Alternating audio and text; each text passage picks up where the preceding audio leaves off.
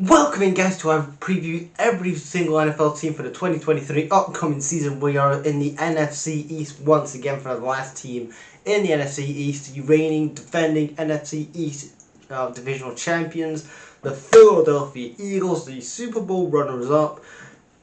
Now again, you look at this 2022 Philadelphia team before I get to this offseason, what they did. The 2022 Philadelphia offseason was they had to get the weapons around Jalen Hurts. Jalen Hurts had to establish that he is the dude. Again, he's been there since 2020. You need to establish if he's the dude or not.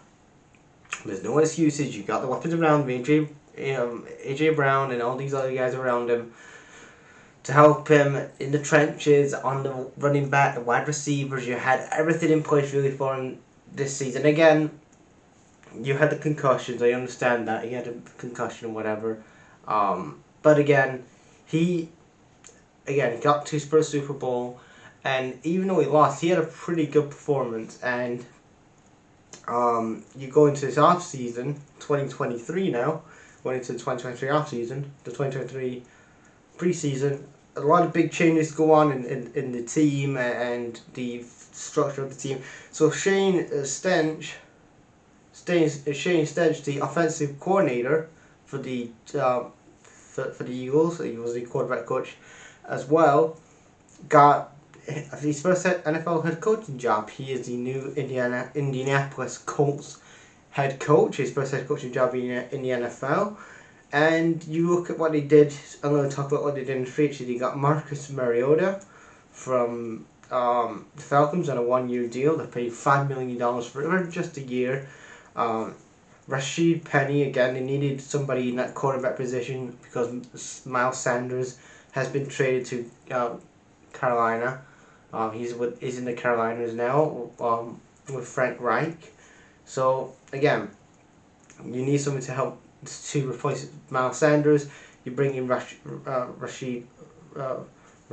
Penny. He's a cornerback from Seattle. He's got a lot of experience in the defensive side of the ball with Seattle, with Pete Carroll. So again, he's going to now work in Philadelphia. Then you got Terrell Edmonds. He's a safety Steeler. He's going to be, again, a good addition to this defense with Rashad Penny. He's going to be a great addition there. Also, they got Terrell Edmond. He was replacing C.J. Gardner-Johnson, who left, and Nicholas Moro replaced T.J. Edwards, who got T.J. had kind of big losses in this Philadelphia team this offseason. Was Miles Sanders going to Carolina, you had C.J. Gardner-Johnson leave, and then you had T.J. Edwards go. So that's a big core of your team going there. And then you look at the draft that they got. Again, Jalen Carter. Look at Jalen Carter as well. He's a defensive tackle, and to me, a lot of people say, "Oh my God, he's the best defensive tackle in college." I'm like, no, he's not. He's a good kid. He's a good player out of Georgia. He is a good defensive tackle, but if you study him on tape, a lot of people just want to see clips and highlights. Say, "Oh my God, he had a good game against Illinois, or he had a good game against Maryland, or whatever." The fact of the matter is, if you look at him closely and you study him and you watch him, the majority of his gameplay is he falls straight on his fucking ass. He falls face first on his torso, on his stomach so many times. Like he's on the ground so many times. It's unbelievable. He really needs to work on his balance and his control, I think, in my opinion. Yes, there has been games where he's been great, but again, majority of the time he's on his fucking ass. He's falling around, he's stumbling around on the field. I don't want to see that in a defensive tackle. When I look at him going to Philadelphia, I know a lot of people say, "Oh, he could have gone to, the Bears. He could have gone to the Lions. He could have gone to fucking whoever. He could have gone to Arizona, whatever." No, he's better going to Philadelphia because he can learn under a lot of other people in that defensive mind, in that defensive system. And that's going to help him. Again, he's going to be there with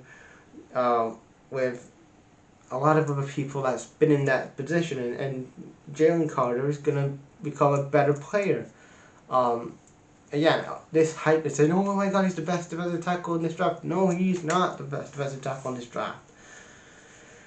One guy I am impressed with, and I'm glad that they got him, was Nolan Smith. He's an edge, again from Georgia. Again, Georgia had some great talent. I know people said before, Georgia had some great talent they've had the last couple of years. I'm not just talking about like quarterbacks and stuff like that. I'm talking about like these like defensive guys, wide receivers. Like these guys have great talent. Again, Nolan Smith is going to be one of those guys. I could see him as a starting edge rusher for this Eagles team. I could see him getting in a lot of games this year. He's a good talent, in my opinion. Tyler Steen, I haven't seen any of Tyler Steen, so I'm not going to say, oh my god, he's good. I don't know about Tyler Steen. He could get a couple of bits of game time. He could be a good person in the trenches to help Jalen Hurts and protect Jalen Hurts. But again, I haven't seen him, so I don't know. He was drafted from Alabama. Then you had Sidney Brown. I was impressed with this Sidney Brown. Now, I could see him being a safety too. He's going to be safety too for this year, but he's a good addition. You got to look out next year for Sidney Brown from Illinois. He's going to be good in 2024. I think he's going to be good. If he has a year where he's doing cameos and he's swapping places and he's swapping, he's competing with Terrell Edmonds in that safety position. I think him learning off Terrell Edmonds and gain that experience, the NFL experience, I think that's going to help him hugely to get used to the league and get adapted to the league. Sidney Brown's a good addition here, and I like it. I'm a big fan of that addition. Then you got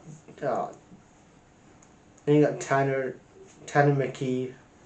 No, before that you had Kelee Ringo. Again, he's a good cornerback.